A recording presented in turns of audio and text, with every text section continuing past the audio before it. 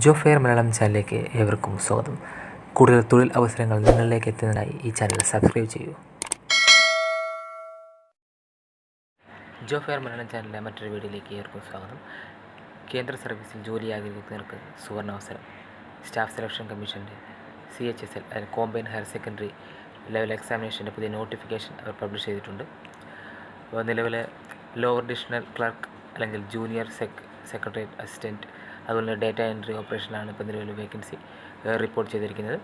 അപ്പോൾ നമുക്കതിൻ്റെ salary scale നോക്കാം. ലോവർ ഡിവിഷണൽ ക്ലർക്ക് 19,000 മുതൽ 63,700 രൂപയാണ് salary scale. Data entry operator 25,500 മുതൽ 81,700 രൂപയാണ് സാലറി പറയുന്നത്. റിപ്പോർട്ട് ചെയ്തിരിക്കുന്ന വേക്കൻസി എന്ന് പറഞ്ഞാൽ 3,712 വേക്കൻസിയാണ് റിപ്പോർട്ട് ചെയ്തിരിക്കുന്നത്. അതുപോലെ അവരുടെ ഔദ്യോഗിക വെബ്സൈറ്റിൽ വേക്കൻസി റിസർവേഷൻ തിരിച്ചുള്ള വേക്കൻസി കൊടുത്തിട്ടുണ്ട്. അതുപോലെ തന്നെ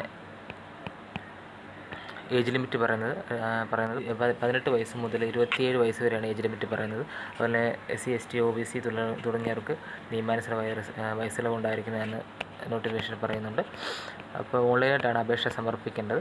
ക്വാളിഫിക്കേഷൻ പറയുന്നത് പ്ലസ് ടു ആണ് ക്വാളിഫിക്കേഷൻ. ഡേറ്റ എൻട്രിക്ക് +2, അതുപോലെ സയൻസ് വിഷയങ്ങളിൽ +2 ആണ്. ഡേറ്റ എൻട്രിക്ക് JSAക്ക് +2 മാത്രം പറയുന്നത്. അപ്പോൾ താല്പര്യമുള്ളവർ അപേക്ഷിക്കുക. അപ്പോൾ ഓൺലൈനായിട്ട് വേണമെങ്കിൽ അപേക്ഷ സമർപ്പിക്കേണ്ടത്.